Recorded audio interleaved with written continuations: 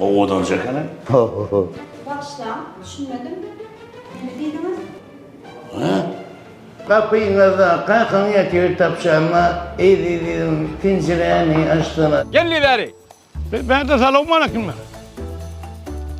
Varık. Tohum ya dedim. Gurulöşetin bilen o kovsen bilen. Gurulöş yok gel. Bir allın ay halis valla. Bana da yaraya. Hoca. Ay hoca. Telefonda düğmecik var mı kılıca düğme? Kıdırdın mı? Var mı kılıca düğme? Bana kıdırdın mı? Şu basıp koy ver. Bas. Ya basıp koy ver diyen şunu. Ayman bas durmayın mı? Gitmişim nerede? Bas diyeyim ben sana şunu.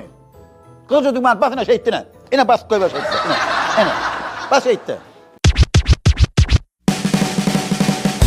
Yüzüm Mülkünç, Şirkeptäniň ýekşenbe güni. Türkmen portalına tomoş edip bilersiniz.